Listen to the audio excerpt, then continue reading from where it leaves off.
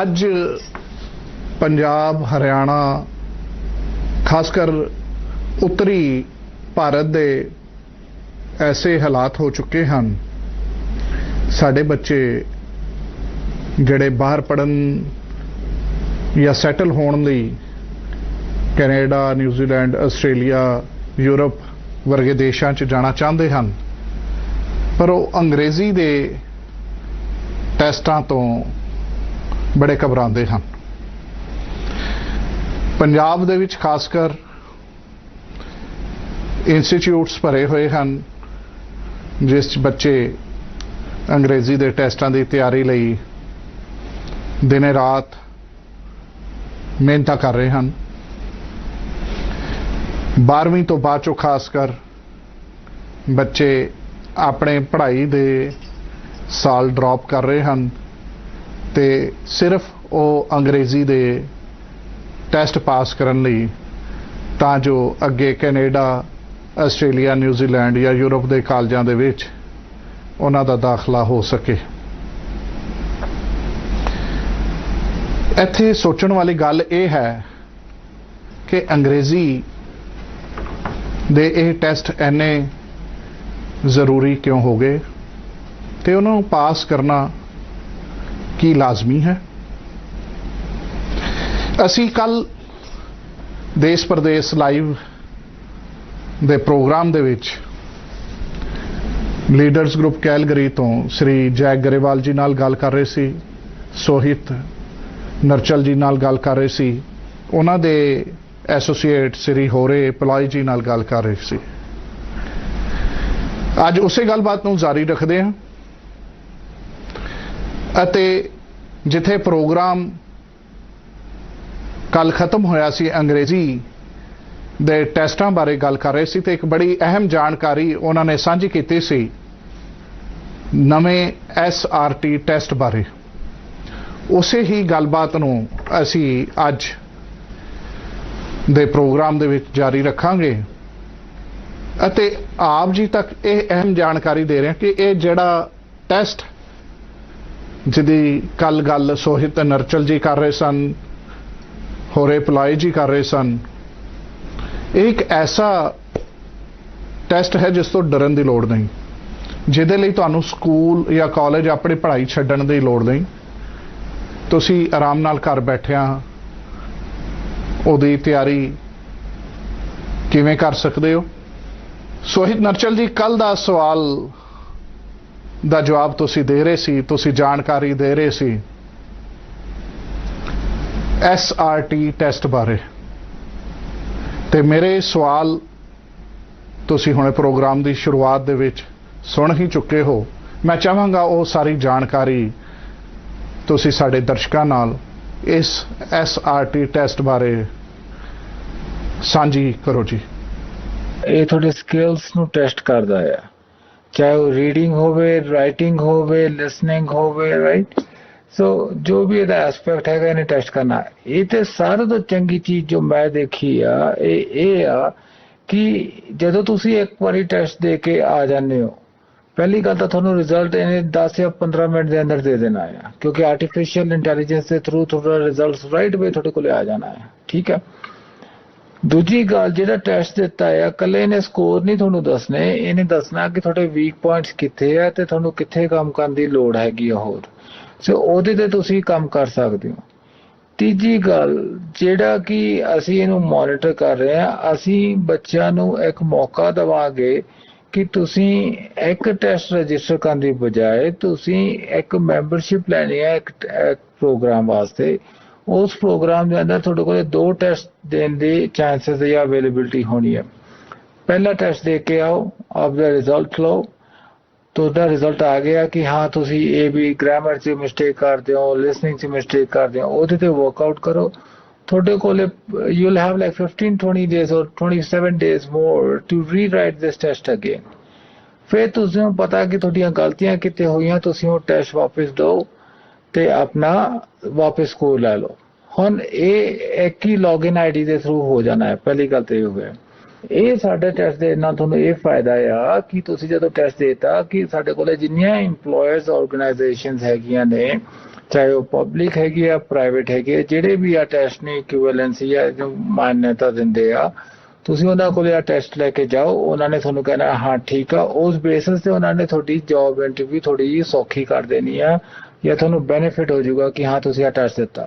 These people who are the talent, they're very talented, they're already working with all this other part of the countries, है ना, Brazil, Mexico, other countries, ਜਿੱਥੇ ਸਾਰੀ universities ਨੇ ਇਹਨਾਂ ਨੂੰ ਮੰਨਿਆ ਹੋਇਆ ਆ, ਟੈਸਟ ਇਹਨਾਂ ਦਾ ਚੱਲ ਰਿਹਾ ਹੈ, ਪ੍ਰੂਵਨ ਰੈਕਡ ਹੈਗਾ ਆ।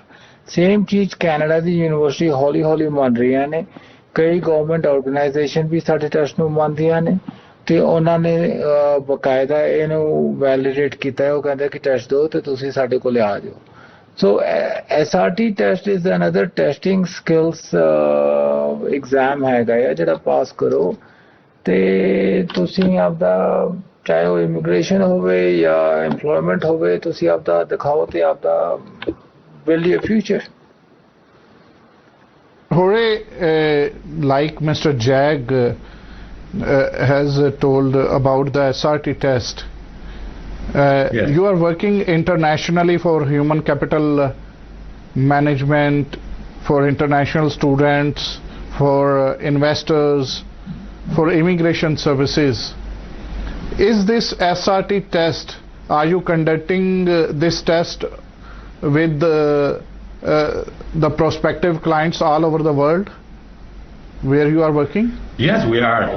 Yes, we are. As I mentioned already, we have universities in Brazil that are already using it. The students and workers from, just to mention a few countries in Latin America, Mexico, Colombia, Peru, Argentina, Costa Rica, Venezuela, a few in Asia, Thailand, Vietnam, Hong Kong, India, many others, in Africa, again across the continent, in Europe. So yes, we have people taking SRT and using SRT for different purposes all over the world. Like you told about that employers or educational institutions, they are very much okay with this test. Is Immigration Canada is also considering this test for the immigration purposes? Yes, currently for immigration purposes, the Government of Canada is evaluating SRT and going through a very rigorous process that they follow to add tests to the rosters to the roster of exams that they accept for immigration purposes, and the progress is well advanced, and I understand that it'll be shortly coming an announcement on that, because actually the Government of Canada is already investing into this assessment process. That's great, sir. Jack Garwal ji, ਜਿਹੜਾ ਇਹ test ਹੈ, ਇਹਦਾ ਕਿਵੇਂ plan ਹੈ ਵੀ ਜਿਹੜਾ prospective client ਹੈ ਜਾਂ ਬੱਚਾ ਹੈ, ਉਹ ਕਿਵੇਂ ਇਸ ਨੂੰ ਰਜਿਸਟਰ ਕਰ ਸਕਦਾ ਹੈ, ਕਿਵੇਂ ਇਸ ਦੀ ਤਿਆਰੀ ਕਰ ਸਕਦਾ ਹੈ, ਕਿਵੇਂ ਇਸ ਦੀ ਪੜ੍ਹਾਈ ਕਰ ਸਕਦਾ ਹੈ? ਸਾਡਾ ਫਸਟ ਫੇਸ ਜਿਹੜਾ ਚੱਲ ਰਿਹਾ R&D ਦਾ, ਉਹ ਆਲਰੇਡੀ ਫਿਨਿਸ਼ ਹੋ ਚੁੱਕਿਆ ਹੈ। ਉਹਦੇ ਅੰਦਰ ਇੱਕ ਪ੍ਰੋਪਰ ਲੇਆਊਟ ਹੋਊਗਾ ਕਿ ਇੱਕ ਬੱਚੇ ਨੇ ਇੱਕ ਆਨਲਾਈਨ ਅਕਾਊਂਟ ਸਾਡੇ ਨਾਲ ਰਜਿਸਟਰ ਕਰਨਾ ਹੈ, ਤੇ ਬਕਾਇਦਾ ਉਹਦੇ ਅੰਦਰ ਆਨਲਾਈਨ ਮਟੀਰੀਅਲ ਹੋਊਗਾ। ਆਨਲਾਈਨ ਮਟੀਰੀਅਲ ਆਪਦਾ ਪੜ੍ਹੇ, ਜੇ ਤੁਹਾਡੇ ਪ੍ਰੈਕਟਿਸ ਟੈਸਟ ਹੋ ਗਏ, ਤੁਹਾਡੇ ਦੂਜਾ ਮਟੀਰੀਅਲ ਹੋ ਗਏ, ਸਾਰੀਆਂ ਚੀਜ਼ਾਂ ਉਹਦੇ ਆਨਲਾਈਨ ਪਰਟੀਕੂਲਰ ਅਕਾਊਂਟ 'ਚ ਹੋਣੀਆਂ ਨੇ। ਉਹਨੇ ਆਪਦਾ ਟੈਸਟ ਉੱਥੋਂ ਪੜ੍ਹਾਈ ਕਰੇ ਤੇ ਆਪਦਾ ਟੈਸਟ ਆਨਲਾਈਨ ਹੀ ਉੱਥੋਂ ਬੁੱਕ ਕਰੇ, ਤੇ ਆਨਲਾਈਨ ਹੀ ਆਪਦਾ ਟੈਸਟਿੰਗ ਸੈਂਟਰ ਤੇ ਜਾ ਕੇ ਆਪਦਾ ਟੈਸਟ ਦੇਵੇ ਤੇ ਗੈਟ ਯੂਰ ਰਿਜ਼ਲਟਸ। ਤੇ ਅਗਰ ਉਹਨੂੰ ਆਪਦੇ ਰਿਜ਼ਲਟਸ ਨਾਲ ਹੈਪੀਨੈਸ ਜਾਂ ਸੈਟਿਸਫੈਕਸ਼ਨ ਹੈ ਨਹੀਂ ਗੀ, then he can appear again within X amount of days, that's it. ਕਿਉਂਕਿ end of the day ਇਹ ਟੈਸਟ ਇਮੀਗ੍ਰੇਸ਼ਨ ਲੈਣ ਵਾਸਤੇ ਨਹੀਂ ਗਏ, ਬੱਚਿਆਂ ਦੇ ਸਕਿੱਲਸ ਵਾਸਤੇ ਆ, to test their skills, that's the main goal. That's great ਜੀ। ਤੇ ਸਕੂਲਿੰਗ ਲੈਵਲ ਤੇ ਜਾਂ ਕਾਲਜ ਲੈਵਲ ਤੇ ਬੱਚਾ ਜਿਹੜਾ ਆਪਣੀ ਐਡਵਾਂਸ ਪੜ੍ਹਾਈ ਕਰਨ ਲਈ ਕੈਨੇਡਾ ਆਉਣਾ ਚਾਹੁੰਦਾ ਹੈ ਜਾਂ ਸੈਟਲਮੈਂਟ ਲਈ ਕੋਈ ਜੌਬ ਬੇਸ ਤੇ ਆਉਣਾ ਚਾਹੁੰਦਾ ਹੈ ਜਾਂ ਇਨਵੈਸਟਰ ਬੇਸ ਤੇ ਆਉਣਾ ਚਾਹੁੰਦਾ ਹੈ? ਸਾਡੀ ਅਸੀਂ ਚਾਹ ਰਹੇ ਹਾਂ ਕਿ ਅਸੀਂ ਗਵਰਨਮੈਂਟ ਦੇ ਥਰੂ ਸਾਡੀ ਗੱਲਬਾਤ ਚੱਲ ਰਹੀ ਹੈ ਲੋਕਲ ਗਵਰਨਮੈਂਟ ਪਹਿਲਾਂ ਤਾਂ ਇੱਥੇ ਇੱਕ ਐਜ ਜਿਹੀ ਫੈਸਿਲਿਟੀ ਦੇ ਦਈਏ ਕਿ ਬੱਚਾ ਇੱਕ ਸਕੂਲ ਜਾਂਦੇ ਜਾਂਦੇ ਆਪਦਾ ਟੈਸਟ ਦੀ ਪੜ੍ਹਾਈ ਕਰ ਸਕੇ ਤੇ ਵਾਈਲ ਹੀ ਸਟੱਡਿੰਗ ਨਾਰਮਲ ਸਟੱਡੀਜ਼ ਇਹ ਟੈਸਟ ਦੇ ਵਾਸਤੇ ਵੀ ਤਿਆਰੀ ਕਰ ਸਕੇ ਕਿਉਂਕਿ ਐਂਡ ਆਫ ਦਾ ਡੇ ਬੱਚੇ ਵਾਸਤੇ ਫਾਇਦੇਮੰਦ ਹੈ ਤੇ ਅਸੀਂ ਛੇਤੀ ਹੀ ਇੰਪਲੀਮੈਂਟ ਕਰਾਂਗੇ ਕਲਾਸਾਂ ਦੇ ਅੰਦਰ ਤਾਂ ਕਿ ਬੱਚਾ ਇਹਦੇ ਉੱਥੇ ਆਨਲਾਈਨ ਪੜ੍ਹ ਸਕੇ। ਇਹਦੇ ਨਾਲ ਕੀ ਹੋਊਗਾ ਨਾ ਇਹਦੇ ਨਾਲ ਜਿਹੜੇ ਆ ਪ੍ਰਾਈਵੇਟ ਕੋਚਿੰਗ ਵਗੈਰਾ ਹੈਗੀਆਂ ਸਾਡੇ ਹੋ ਜਾਣਗੇ ਬੱਚਾ ਜਿਵੇਂ ਆਪਣਾ ਗ੍ਰੇਡ 12 ਰਿਹਾ ਤੇ ਉਹਦੇ ਕੋਲ ਇੱਕ ਮੈਥ ਦਾ ਇੱਕ ਆਈ ਉਹਦੇ ਕੋਲ SRT ਦਾ ਇੱਕ ਕੋਰਸ ਹੋਣਾ ਹੈ। ਇਹੀ ਗੱਲਬਾਤ ਅੱਗੇ ਹੁਣੇ ਹੀ ਤੋਰਦੇ ਹਾਂ ਬ੍ਰੇਕ ਤੋਂ ਬਾਅਦ।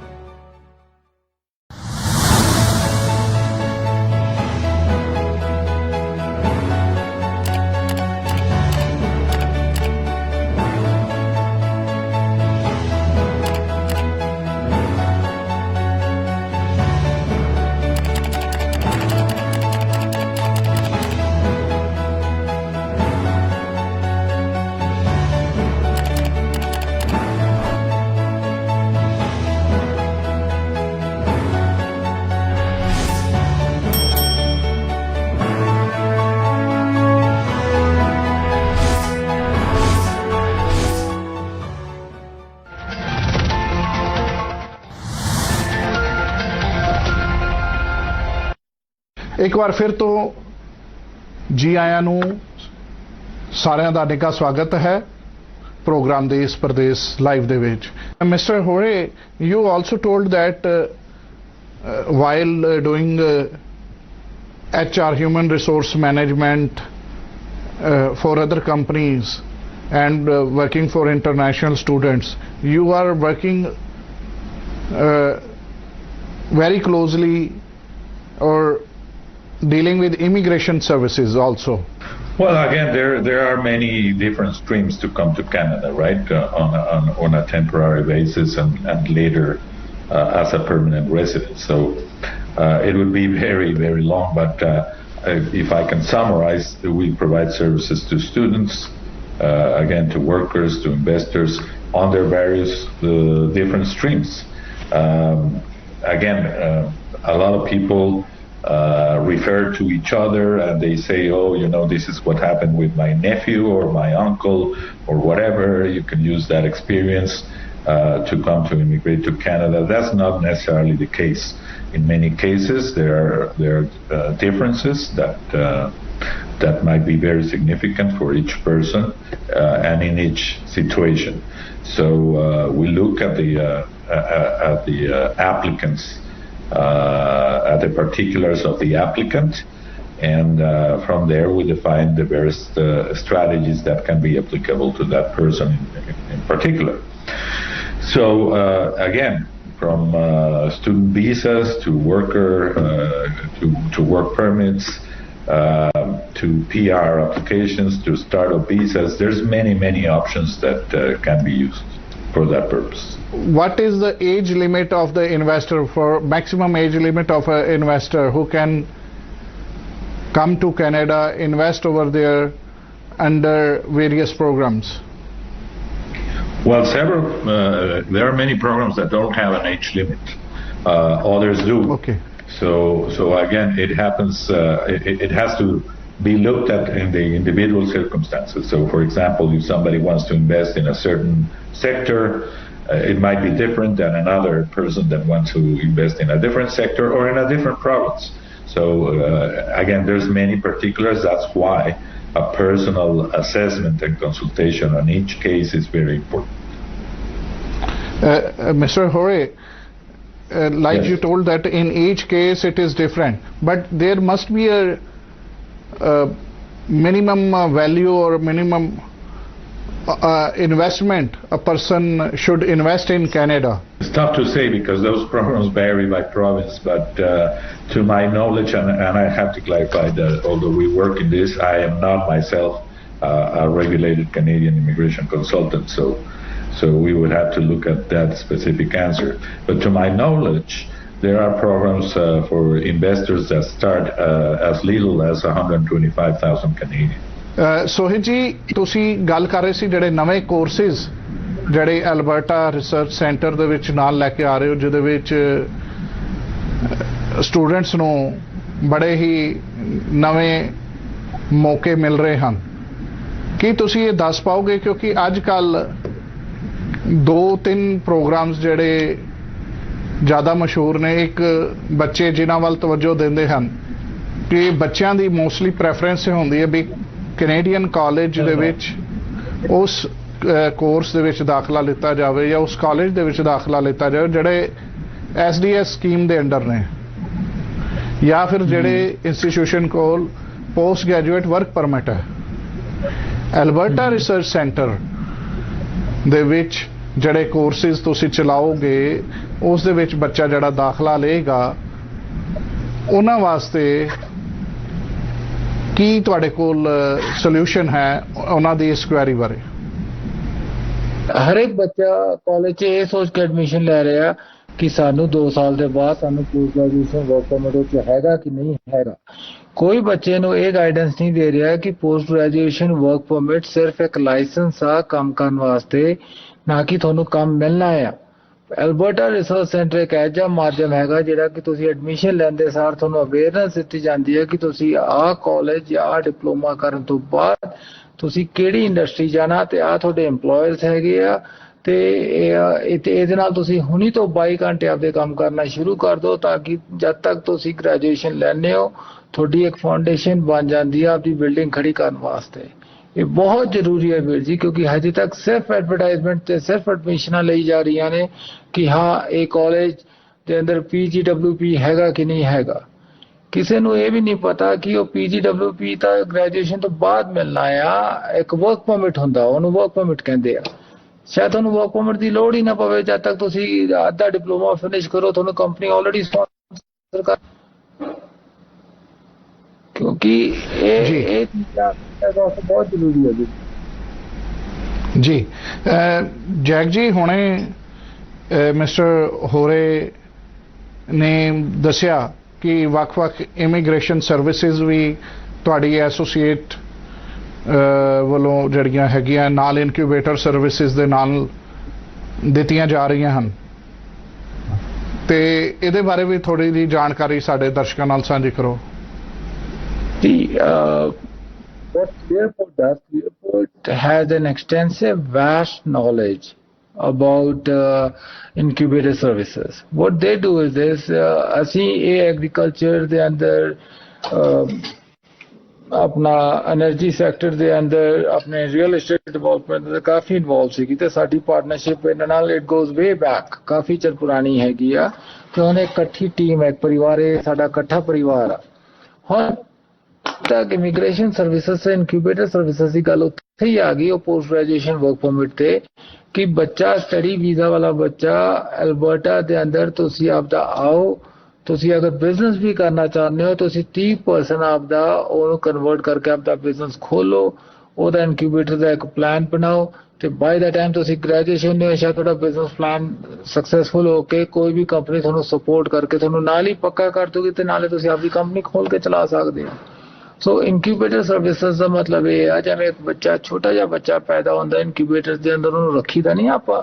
ਇਨਕਿਊਬੇਟਰ ਸਰਵਿਸਿਜ਼ ਉਹੀ ਚੀਜ਼ ਆ ਕਿ ਇੱਕ ਛੋਟਾ ਜਿਹਾ ਬਿਜ਼ਨਸ ਆਈਡੀਆ ਹੈਗਾ ਉਹਨੂੰ ਅਸੀਂ ਇੱਕ ਬਹੁਤ ਕੇਅਰਫੁਲੀ ਰੱਖਦੇ ਹਾਂ ਆਪਦੇ ਕੋਲੇ, ਉਹਨੂੰ ਟੇਕ ਕੇਅਰ ਕਰਦੇ ਆ ਤੇ ਜਦੋਂ ਇੱਕ ਬਹੁਤ ਬੜਾ ਦਰਖਤ ਬਣ ਜਾਂਦਾ ਫਿਰ ਉਹ ਆਪਣੇ ਆਪ ਆਟੋਮੈਟਿਕਲੀ ਚੱਲਣ ਲੱਗ ਜਾਂਦਾ। ਸੋ ਆਹੀ ਚੀਜ਼ incubator Thank you, Jack ji. Thanks, Mr. Hore, and thank you, Sohit ji. ਸਮਾਂ ਇਜਾਜ਼ਤ ਨਹੀਂ ਦੇ ਰਿਹਾ, ਜਾਣਕਾਰੀ ਤੁਹਾਡੇ ਕੋਲ ਲਬਾਲਬ ਹੈ ਪਰ ਅਸੀਂ ਇਹ ਵਡਮੁੱਲੀ ਜਾਣਕਾਰੀ ਤੁਹਾਡੇ ਨਾਲ ਹੁਣ ਅਗਲੇ ਸ਼ੋਜ਼ ਦੇ ਵਿੱਚ ਸਾਂਝੀ ਕਰਾਂਗੇ ਸ੍ਰੀ ਜੈਕ ਗਰੇਵਾਲ ਜੀ ਨਾਲ ਤੇ ਇਹਨਾਂ ਦੀ ਪੂਰੀ ਟੀਮ ਨੂੰ ਨਾਲ ਲੈ ਕੇ। ਅੱਜ ਦੇ ਪ੍ਰੋਗਰਾਮ ਦੇ ਵਿੱਚ ਬੜੀ ਹੀ ਅਹਿਮ ਜਾਣਕਾਰੀ SRT ਟੈਸਟ ਬਾਰੇ, ਐਲਬਰਟਾ ਰਿਸਰਚ ਸੈਂਟਰ ਬਾਰੇ ਅਤੇ ਜਿਹੜੇ ਕੋਰਸਿਸ ਸੋਹਿਤ ਨਰਚਲ ਜੀ ਨੇ ਡਿਸਕਸ ਕੀਤੇ ਸਾਡੇ ਦਰਸ਼ਕਾਂ ਨਾਲ ਉਹ ਸਾਰੀ ਗੱਲਬਾਤ ਹੋਈ ਅਤੇ ਮੈਂ ਸਪੈਸ਼ਲ ਥੈਂਕਸ ਕਰਾਂਗਾ ਮਿਸਟਰ ਹੋਰੇ ਪਲਾਇਓ ਦਾ ਜਿਹੜੇ ਸਾਡੇ ਇਸ ਪ੍ਰੋਗਰਾਮ ਦੇ ਵਿੱਚ ਖਾਸ ਤੌਰ ਤੇ ਜਿਨ੍ਹਾਂ ਨੇ ਅੱਜ ਸ਼ਿਰਕਤ ਕੀਤੀ। Thank you mister Hore for coming to our show and sparing so much time for us and for our viewers. And Jack Grewal ji ਜਾਂਦੇ ਜਾਂਦੇ ਤੁਸੀਂ ਕੁਝ ਸਾਡੇ ਦਰਸ਼ਕਾਂ ਨਾਲ ਕੋਈ ਗੱਲ ਸਾਂਝੀ ਕਰਨਾ ਚਾਹੋਗੇ? ਪਹਿਲਾਂ ਐਗਰੀਕਲਚਰ ਦਾ ਉਦਮ ਨਹੀਂ ਚੱਕਿਆ, ਮਾਸ ਕਮਿਊਨੀਕੇਸ਼ਨ ਤੇ ਮੀਡੀਆ ਕਮਿਸ਼ਨ ਦੇ ਅੰਦਰ ਅਸੀਂ ਬਹੁਤ ਬੜੀ ਇੱਕ ਮੀਡੀਆ ਐਂਟਰਟੇਨਮੈਂਟ ਪਲੇਟਫਾਰਮ ਨਾਲ ਜੁਆਇੰਟ ਵੈਂਚਰ ਕਰਕੇ ਅਸੀਂ ਐਂਟਰਟੇਨਮੈਂਟ ਦੇ ਅੰਦਰ ਉਹਦੇ ਕੋਰਸਿਸ ਸ਼ੁਰੂ ਕਰਨ ਲੱਗੇ ਆ ਜਿਸ 'ਚ ਜਰਨਲਿਜ਼ਮ ਹੋ ਗਿਆ, ਛੋਟੇ ਛੋਟੇ ਐਂਟਰਟੇਨਮੈਂਟ ਦੇ ਕੋਰਸਿਸ ਹੋ ਗਏ ਕਿਉਂਕਿ ਅਲਬਰਟਾ ਪ੍ਰੀਮੀਅਰ ਨੇ ਆਲਰੇਡੀ ਅਨਾਉਂਸ ਕੀਤਾ ਕਿ ਸਾਨੂੰ ਇਹਦੀ ਬਹੁਤ ਲੋੜ ਹੈਗੀ ਆ। So please contact us through our typical job bank ਦੇ through ਜਾਂ ਸਾਡੇ resumes ਦੇ through ਜਿਵੇਂ ਵੀ ਕੰਟੈਕਟ ਕਰਨਾ ਸਾਨੂੰ ਕੰਟੈਕਟ ਕਰੋ। ਕੱਲਾ ਤੁਸੀਂ ਪੋਸਟ ਗ੍ਰੈਜੂਏਸ਼ਨ ਵਰਕ ਪਰਮਿਟ ਨਾ ਦੇਖੋ, ਤੁਸੀਂ ਇਹ ਦੇਖੋ ਕਿ ਤੁਹਾਡੀ ਬਿਲਡਿੰਗ ਕਿਵੇਂ ਖੜੀ ਹੋਣੀ ਆ, ਫਾਊਂਡੇਸ਼ਨ ਕਿਵੇਂ ਪੈਣੀ ਆ। ਅਗਲੇ ਹਫਤੇ ਫਿਰ ਮਿਲਾਂਗੇ ਕੈਨੇਡਾ ਸੈਟਲ ਹੋਣ ਦੇ ਲਈ ਭਰਪੂਰ ਜਾਣਕਾਰੀ ਦੇ ਨਾਲ ਅਤੇ ਅੱਜ ਦੀ ਜਾਣਕਾਰੀ ਦਾ ਆਸ ਕਰਦੇ ਹਾਂ ਸਾਡੇ ਦਰਸ਼ਕ ਭਰਪੂਰ ਫਾਇਦਾ ਚੱਕਣਗੇ। ਸਕਰੀਨ ਉੱਤੇ ਚੱਲ ਰਹੇ ਨੰਬਰਾਂ ਨੂੰ ਸੰਪਰਕ ਕਰਕੇ ਜਾਂ ਵੈਬਸਾਈਟ ਰਾਹੀਂ ਪਹੁੰਚ ਕਰਕੇ। ਸਮਾਂ ਹੋਰ ਇਜਾਜ਼ਤ ਨਹੀਂ ਦੇ ਰਿਹਾ। ਮੈਂ ਇੱਕ ਵਾਰ ਫਿਰ ਤੋਂ ਸਭ ਦਾ ਧੰਨਵਾਦ ਕਰਦਾ ਹਾਂ। ਮੈਨੂੰ ਹਰਪ੍ਰੀਤ ਸਿੰਘ ਦਰਦੀ ਨੂੰ ਇੱਥੇ ਹੀ ਦਿਓ ਇਜਾਜ਼ਤ ਅਤੇ ਵੇਖਦੇ ਰਹੋ ਚੜ੍ਹਦੀ ਕਲਾ ਟਾਈਮ TV। ਸਤਿ ਸ਼੍ਰੀ ਅਕਾਲ। ਸਤਿ ਸ਼੍ਰੀ ਅਕਾਲ ਜੀ।